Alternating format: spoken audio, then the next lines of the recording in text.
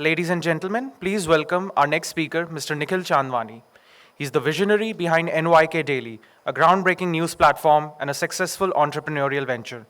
With accolades such as Times Writer of the Year and a prolific author with 14 books to his name, his impact extends far beyond his entrepreneurial ventures. But he is more than just a businessman and a writer. He's also a humanitarian, having rescued over 50 Hindus from Pakistan, providing them with legal assistance and support to migrate to India. Additionally, he's a trendsetter on social media with a massive following of 1.5 million. Recognized as the world's most read long form writer on Instagram. Let's give him a warm round of applause as he takes the stage at TEDxIIMSambalpur.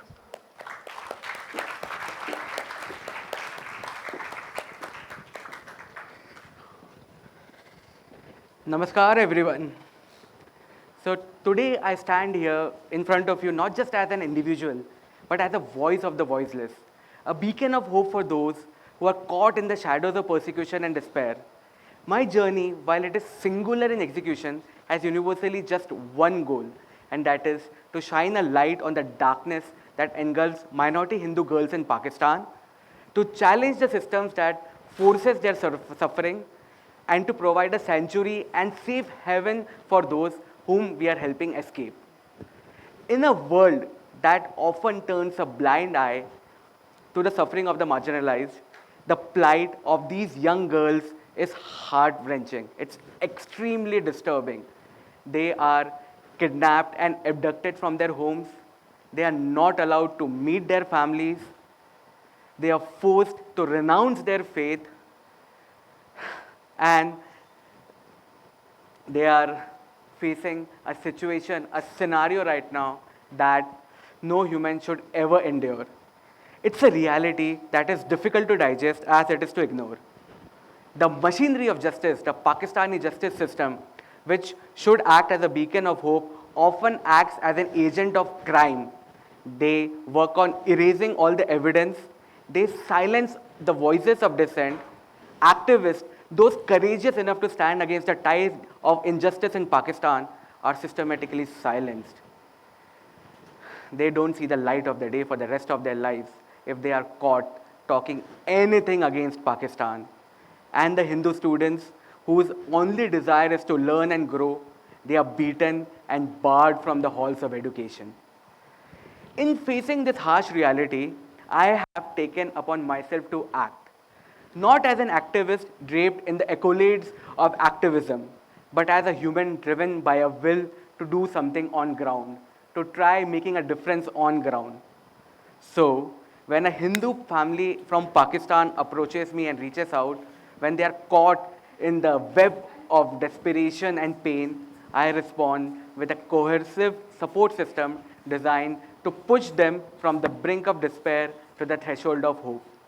The journey from persecution to freedom is fraught with bureaucratic hurdles, the passports, the vaccination, the visas, and beyond.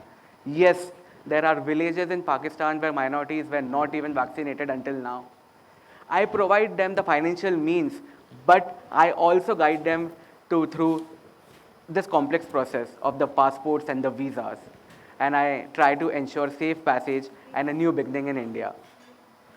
My mission is simple: to rescue Hindu women from the clutches of their captors and to support Hindu families seeking refuge from a life that is less than a nightmare.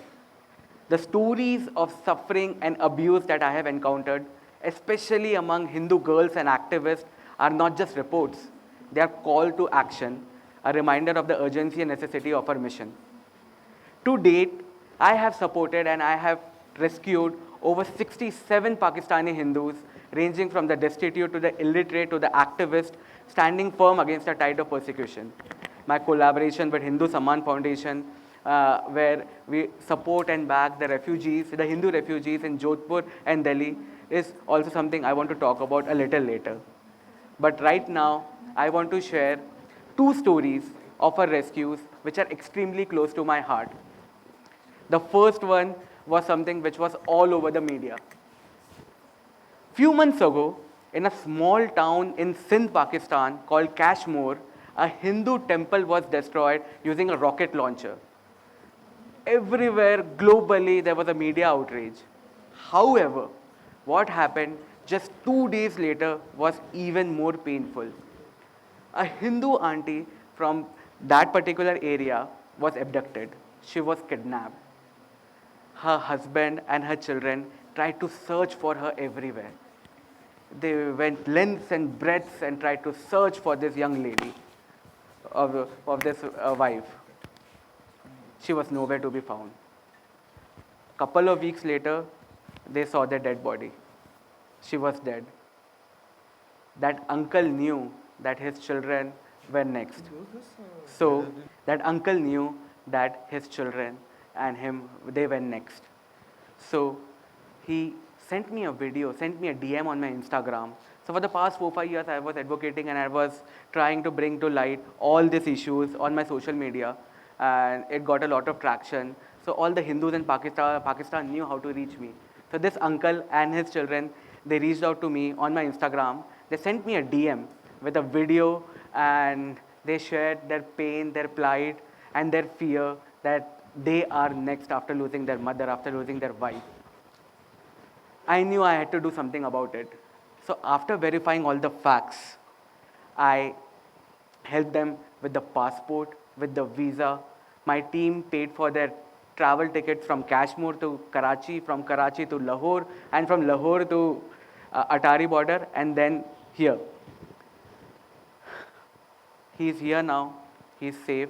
He's still extremely sad that he lost his wife. He knows that his children will not have to go through something similar. So this was the first rescue story that we did. The second one is even more painful. It is the story of Hansraj. I covered this on my Instagram as well. It is an illustration of the challenges and triumphs that mark our journey. Hansraj was a resident of a town, a small town in Sindh, Pakistan again. He found himself in the crossroads of forced religious conversion when a cleric targeted his 14-year-old daughter. The terror that enveloped him and his family was unimaginable.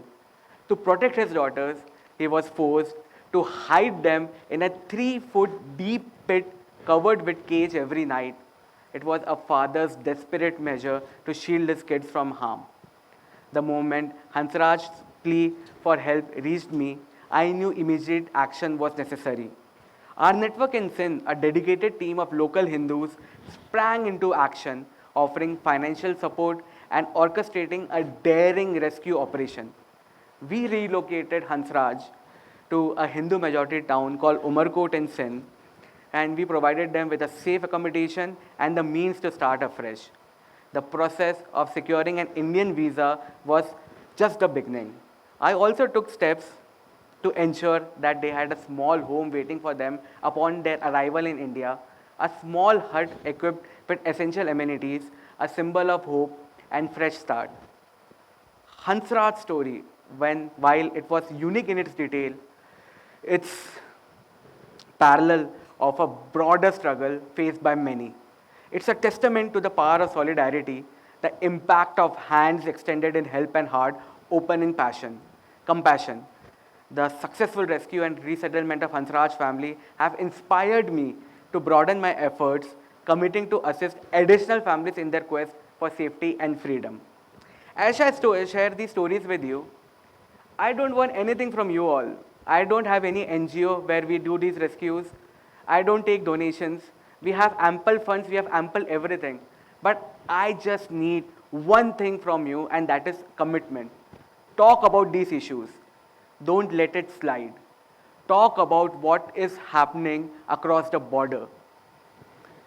I call upon you all, because together we can cast a wider net of safety, offering hope and refuge to those in dire need.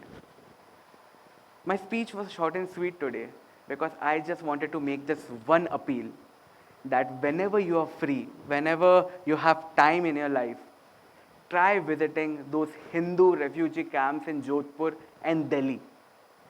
Right now, there are many problems they are facing.